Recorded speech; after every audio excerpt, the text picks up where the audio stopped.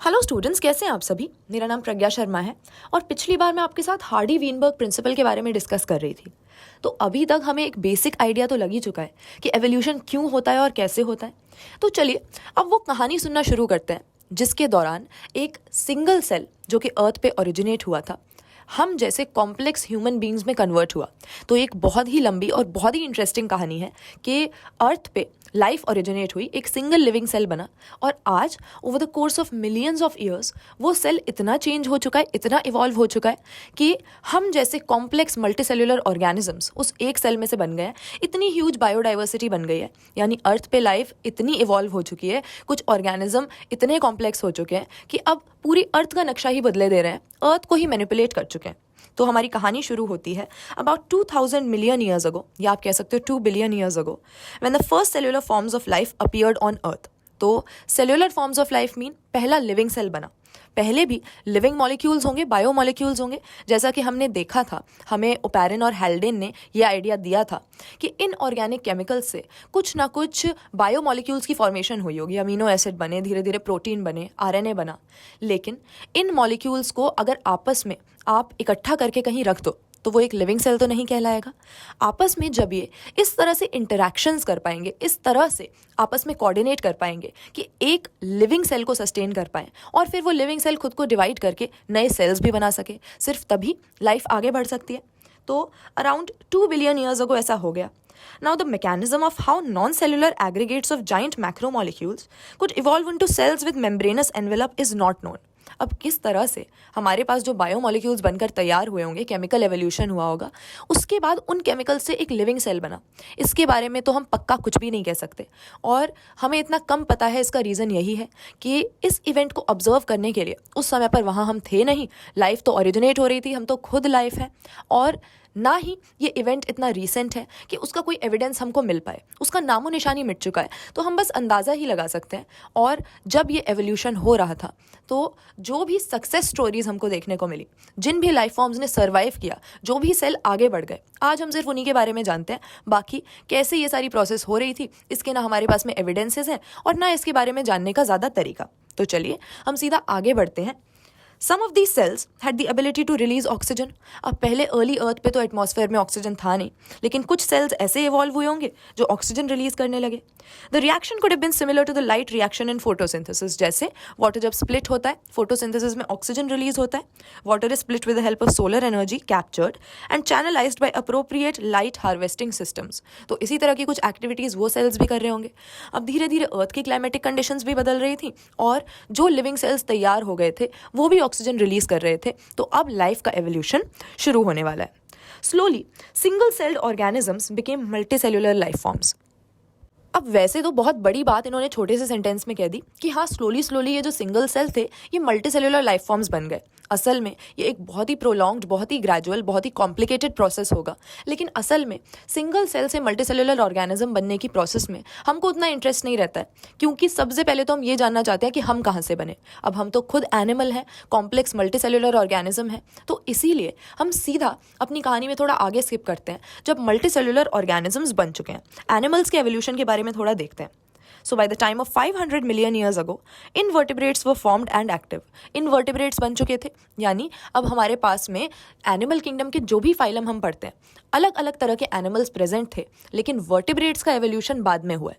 पता है, जब भी आप कोई टेक्सोनॉमिक क्लासिफिकेशन पढ़ रहे होते हो, जब भी किसी पर्टिकुलर ग्रुप के बारे में या किंगडम के बारे में पढ़ रहे होते हो, तो आपको एक रैंडम ऑर्डर में उनके बारे में नहीं पढ़ाया जाता। देखो, कभी भी एनिमल किंगडम के बारे में पढ़ना शुरू करोगे तो हमेशा शुरुआत स्पंजेस से होगी, जो कि सबसे सिंपल है। उसी तरह से प्लांट किंगडम में भी हमेशा शुरुआत करोगे एल्गी से, जो कि थैलॉइड है, सिंपल है, प्रिमिटिव है, बाकी हायर प्लांट्स के कंपैरिजन में। तो हमेशा जब हम मूव करते हैं, जब हम पढ़ रहे होते हैं, तो सिंपल से कॉम्प्लेक्स ऑर्गेनाइजेशन की तरफ मूव करते हैं। और एवोल्यूशन के दौरान भी कुछ ऐसा ही हुआ है। चाहे आप ऑर्गेनाइजेशन की डायरेक्शन में आगे बढ़ो या फिर एवोल्यूशन की डायरेक्शन में आगे बढ़ो, आपको उसी ऑर्डर में इन ग्रुप्स को पढ़ना पड़ेगा, क्योंकि जो पहले इवॉल्व हुए थे वो सिंपल थे और धीरे धीरे एवोल्यूशन की प्रोसेस जैसे जैसे आगे बढ़ती है और कॉम्प्लेक्स लाइफ फॉर्म्स हमारे सामने आने लगते हैं। तो वर्टिब्रेट्स के कंपैरिजन में तो सिंपल है। तो ये लोग पहले आ गए थे 500 मिलियन ईयर्स अगो। खूब सारे इनवर्टिब्रेट्स हमारे पास में थे। इसके बाद jawless fish probably evolved around 350 million years अगो। अब देखो वर्टिब्रेट्स में कौन से ग्रुप्स आते हैं, थोड़ा याद करोगे अगर एनिमल किंगडम में, तो हमारे पास एक तरफ होते हैं जॉलेस वर्टिब्रेट्स और एक तरफ होते हैं जॉ बियरिंग वर्टिब्रेट्स। अब जॉ बियरिंग के अंदर हम सबको रख देते हैं fish, amphibian, reptile, bird, mammal. लेकिन जो जॉलेस वर्टिब्रेट्स हैं वो ज़्यादा सिंपल है, वो पहले आए थे और आज हमें उनकी ज़्यादा एक्सटेंट स्पीशीज़ मिलती भी नहीं है। ज़्यादातर तो जॉलेस वर्टिब्रेट ऐसे हैं जो कि एक्सटिंक्ट हो चुके हैं। अच्छा, साइमल्टेनियसली साथ के साथ अगर हम प्लांट्स के एवोल्यूशन के बारे में भी देखें तो अभी तक सी वीड्स और कुछ प्लांट्स एग्जिस्ट कर रहे थे 320 मिलियन ईयर्स अगो के around. We are told that the first organisms that invaded land were plants. अब लाइफ तो पानी में ही ओरिजिनेट हुई है, लेकिन अब किसी ना किसी को तो लैंड पे आना है। इतना सारा लैंड खाली पड़ा है, उस पर खूब सारी रिसोर्सेज भी हैं, तो पानी में से वहाँ बाहर निकल के आने के लिए प्लांट्स और एनिमल्स दोनों ही उत्सुक होंगे। और अल्टीमेटली यही हुआ कि जो भी लाइफ वाटर में ओरिजिनेट हुई वो रेडिएट होकर लैंड पे आने लगी, क्योंकि लिविंग ऑर्गेनिजम्स एडेप्टिव रेडिएशन के दौरान क्या करते हैं, नए नए हैबिटेट्स में पहुंच जाते हैं। जैसे कि जो डार्विन्स फिंचेस थी वो क्या कर रही थी, पहले वो सीड खाती थी, लेकिन एवोल्यूशनरी फोर्सेस को ये पता था कि यहाँ पर और भी कई सारी रिसोर्सेज हैं जिनको ये चिड़िया यूज़ कर सकती हैं। तो एडेप्टिव रेडिएशन से एक कॉमन एंसेस्टर में से निकल के, एक पॉइंट में से निकल के दूसरे हैबिटेट में रहना उन्होंने सीख लिया और इसी तरह से लैंड को इन्वेड किया लाइफ ने। सो अराउंड 320 मिलियन ईयर्स अगो हमारे पास कुछ प्लांट्स भी थे। सबसे पहले लैंड पर प्लांट्स ही आए। They were wide spread on land when animals invaded land. तो प्लांट्स जब अच्छा खासा कब्जा लैंड पर जमा चुके थे तभी एनिमल्स ने आने की सोची, और सही भी है, क्योंकि जब तक प्लांट्स नहीं होंगे, जब तक वेजिटेशन नहीं होगी, तब तक एनिमल्स का सर्वाइव करना तो पॉसिबल है नहीं, क्योंकि खुद फोटोसिंथेसिस उनसे किया नहीं जाता। वो होते हैं पूरी तरह से न्यूट्रिशन के लिए डिपेंडेंट, वो होते हैं हेट्रोट्रॉपिक। ठीक है, so fish with stout and strong fins could move on land and go back to water. यही एवोल्यूशनरी फोर्सेज हैं जिन्होंने पानी में से एक मछली को निकाल के और लैंड पर भेज दिया, क्योंकि उस मछली को ये दिख रहा था कि लैंड पर मेरे काम की बहुत सारी चीज़ें हैं, बस मुझे पानी में ही तैरना आता है, लैंड पे मूव करना नहीं आता, तो इसीलिए मैं मार खा रही हूँ, मैं इन चीज़ों को, इन रिसोर्सेज को यूज़ नहीं कर पा रही। तो अल्टीमेटली एवोल्यूशन मछलियों को किस दिशा में लेके गया कि कुछ ऐसी फिशेज भी होनी चाहिए जो लैंड पर जा सकें, और धीरे धीरे ऐसे ही लाइफ फॉर्म्स इवॉल्व हुए। थिक फिन्स वाले, मोटे मोटे फिन्स वाले कुछ ऐसे फिशेस बने जो लैंड पर जा सकते थे, हालांकि थोड़ी देर बाद लौट आते थे, और धीरे धीरे इन्हीं प्रोसेसेस से हमें टेरेस्ट्रियल एनिमल्स मिल गए। So they could move on land and go back to water उनके स्टाउट एंड स्ट्रॉन्ग फिन्स की मदद से।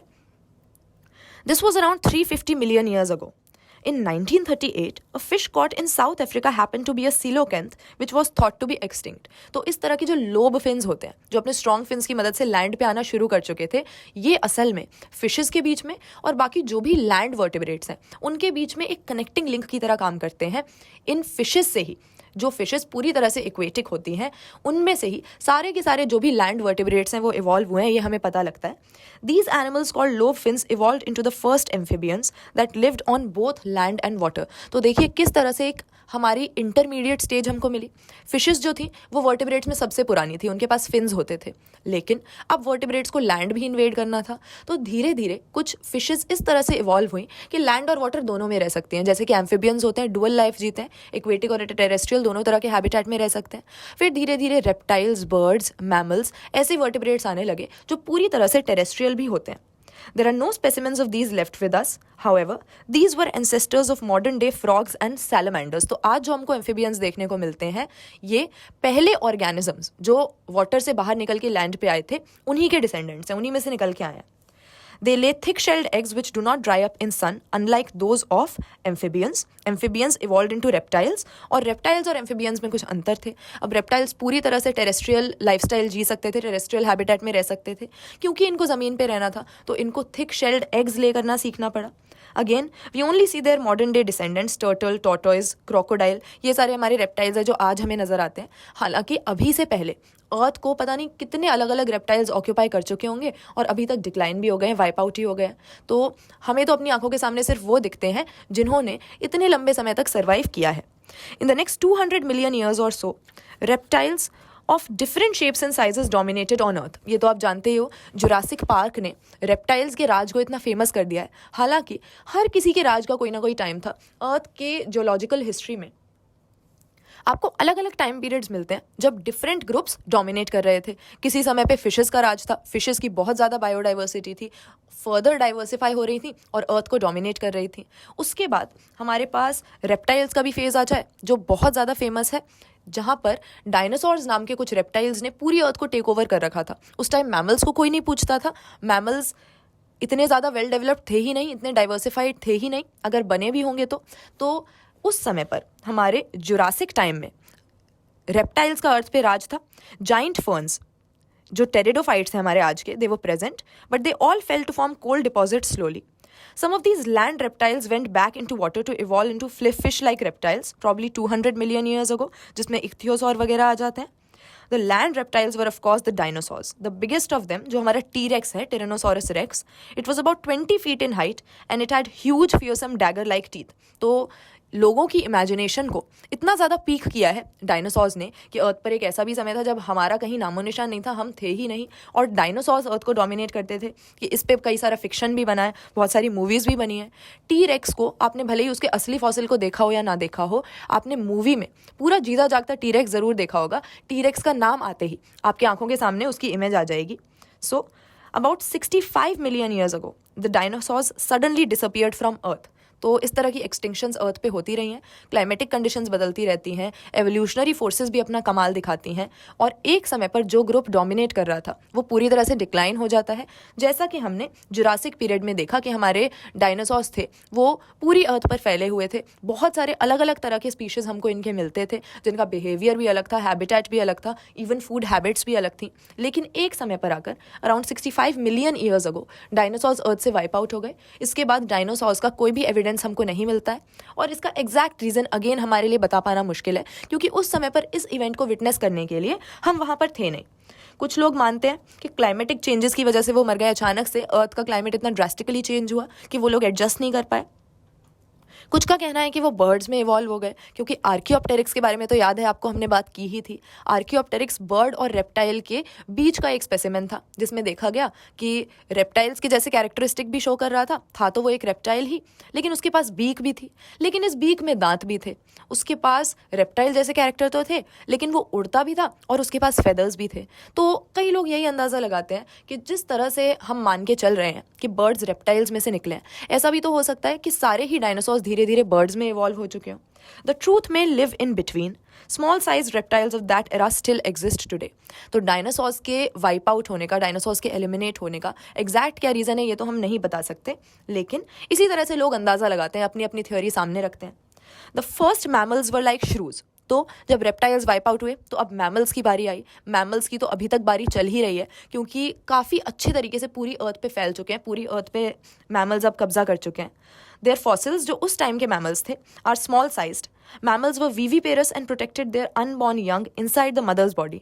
तो मैमल्स की सक्सेस का एक ये भी रीज़न है कि उनके अंदर जो भी बेबीज़ होते हैं वो मदर की बॉडी के अंदर वेल प्रोटेक्टेड रहते हैं. मदर की बॉडी उनको अपने अंदर ही रखेगी जब तक कि वो फुली डेवलप नहीं हो जाते. अब मैमल्स में भी हमारे पास कई कैटेगरीज हैं, लेकिन मैमल्स काफ़ी सक्सेसफुल हैं क्योंकि अपने यंग वंस को वो प्रोटेक्ट कर सकते हैं और डिफरेंट हैबिटेट्स में वो अडेप्ट कर चुके हैं. They were more intelligent in sensing and avoiding danger. When reptiles came down, mammals took over this earth. There were in South America mammals resembling horse, hippopotamus, bear, rabbit. Due to continental drift, when South America joined North America, these animals were overridden by North American fauna. अब south America में जो भी mammals थे, north America के animals ने उनको take over कर लिया. लेकिन ऑस्ट्रेलिया क्योंकि अलग हो गया due to the same continental drift, pouched mammals of Australia survived because of lack of competition from any other mammal. अब ऑस्ट्रेलिया वालों को कोई डिस्टर्ब करने वाला नहीं था, इसीलिए उनकी एवोल्यूशनरी प्रोसेस अपने आप में अलग ही चली, और आज हम इतनी ज़्यादा बायोडाइवर्सिटी वहाँ पर देखते हैं, पर्टिकुलरली मार्सुपियल मैमल्स की, जिसके बारे में हम बात कर भी चुके हैं. Lest we forget, some mammals live wholly in water. ऐसे आज भी मैमल्स हैं जो पानी में रहने के लिए अडेप्टेड हैं, जैसे वेल हैं, डॉल्फिन हैं, सील हैं, सी काउ हैं. These are some examples. Now, evolution of horse, elephant, dog, etc. They are special stories of evolution. We will learn about this in higher classes. The most successful story is the evolution of man with language skills and self-consciousness. A rough sketch of the evolution of life forms has been given to us. हमें diagram दिया हुआ है NCERT में, जिसमें हमें एक basic timeline पता लग जाती है कि सपोज हमारा मीसोजोइक एरा है तो उसमें ट्रायासिक, जुरासिक और क्रिटेशियस पीरियड हमको मिलेगा. तो इस तरह से अगर हमें टाइमलाइन का एक रफ आइडिया रहता है ना, तो हमारे लिए ये सारी चीज़ें याद रखना और भी आसान हो जाता है कि किस समय पर कौन सी लाइफ फॉर्म अर्थ को डोमिनेट कर रही थी, कौन से प्लांट्स और कौन से एनिमल्स इकट्ठे को एग्जिस्ट कर रहे थे. फिलहाल सबसे सक्सेसफुल स्टोरी तो ऑब्वियसली हम अपने ही एवोल्यूशन की स्टोरी को मानते हैं, क्योंकि मैन अब इतना ज़्यादा डेवलप हो चुका है कि जिस अर्थ पे वो ओरिजिनेट हुआ, जिस अर्थ पे वो इवॉल्व हुआ, अब उसी अर्थ की एग्जिस्टेंस को, उन्हीं नेचुरल इकोसिस्टम्स की एग्जिस्टेंस को वो चैलेंज कर रहा है अपनी एक्टिविटीज़ की वजह से. तो चलो मैन के एवोल्यूशन की कहानी भी एक बार सुन लेते हैं. About 15 million years ago, primates called Dryopithecus and Ramapithecus were existing. तो फॉसिल एविडेंस से हमें ये बातें पता लगती हैं कि अराउंड 15 मिलियन ईयर्स अगो कुछ मैन लाइक प्राइमेट्स हमारे पास में थे. They were hairy and walked like gorillas and chimpanzees. अब वैसे तो वो ज़्यादा एप लाइक थे, लेकिन हमारा रैमएपिथेकस जो है वो मैन को रिजेंबल करता था, जबकि ड्रायोपिथेकस उससे ज़्यादा प्रिमिटिव एप लाइक था. Few fossils of man like bones have been discovered in Ethiopia and Tanzania, क्योंकि मेनली यही मान के हम चलते हैं कि अफ्रीका में जो है ह्यूमन बींग्स का ओरिजिन हुआ है, अफ्रीका में ही मैन का एवोल्यूशन हुआ है. These revealed hominid features leading to the belief that about 3 to 4 million years ago, man-like primates walked in eastern Africa. They were probably not taller than 4 feet but walked upright. अब man के evolution की story जब हम सुनते हैं, हमको बीच में बहुत सारे इंटरमीडिएट स्टेप्स देखने को मिलते हैं जो बिल्कुल भी आज जैसे एक आदमी को आप इमेजिन करते हो वैसे नहीं दिखते थे. बहुत धीरे धीरे ग्रेजुअली ये एवोल्यूशन हुआ है. 2 million years ago, the Australopithecines probably lived in the East African grasslands. Evidence shows they hunted with stone weapons but essentially ate fruit. तो डिफरेंट स्टेप्स पे बिहेवियर भी चेंज होता रहा है. हंटिंग तो करते थे, लेकिन ज़्यादातर उनकी डाइट जो थी वेजिटेरियन थी ऑस्ट्रेलोपिथेकस की. Some of the bones among the bones discovered were different.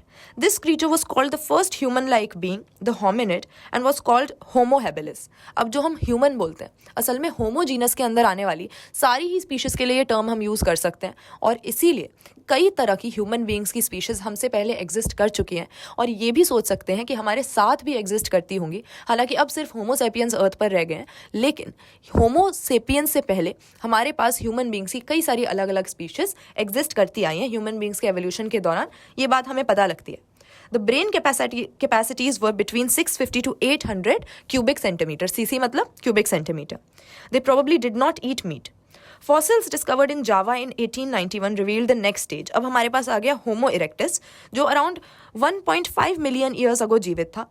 It had a large brain around 900 CC. तो एक ट्रेंड हम ऑब्जर्व करेंगे कि ह्यूमन बींग्स के एवोल्यूशन के दौरान जो ब्रेन का साइज़ है, जो सिर का साइज़ है, वो बड़ा होता गया है. और आज हमारे पास एक ऐसा ब्रेन है, एक ऐसा एक्सेप्शनल ब्रेन है जो एनिमल किंगडम में यूनिक है, क्योंकि अगर हम उसका वेट देखें, कोई बहुत खास भारी हमारा ब्रेन नहीं होता है. हमारे बॉडी वेट का कितना 2% मेकअप करता होगा, लेकिन असल में ह्यूमन बींग्स का ब्रेन इतना एक्टिव है कि 2% वेट को मेकअप करता है, लेकिन एनर्जी हमारी करीब 25-30% ब्रेन ही ले जाता है. So the increase in the cranial capacity, the development of the brain is a very remarkable trend human beings के एवोल्यूशन के दौरान. और आप यही देखो कि धीरे धीरे ब्रेन का साइज़ बढ़ता जा रहा है. और इसी के साथ साथ जो ह्यूमन बींग्स की फीमेल्स हैं, द विमेन, उनके भी बॉडी का साइज़ इसी हिसाब से इवॉल्व हुआ है, क्योंकि अगर आपको इतने एक्सेप्शनली बड़े हेड वाले बच्चे को जन्म देना है तो उसके लिए आपके पास भी कुछ एडाप्टेशंस होनी चाहिए.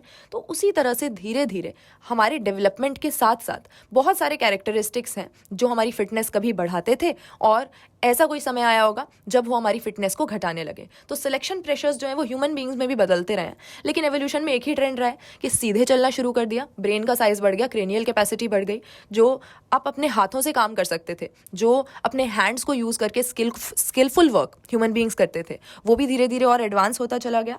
सो यहाँ पर होमो इरेक्टस हमारा 900 सीसी वाले ब्रेन पोजेस करता है, प्रॉबेबली 8 मीट.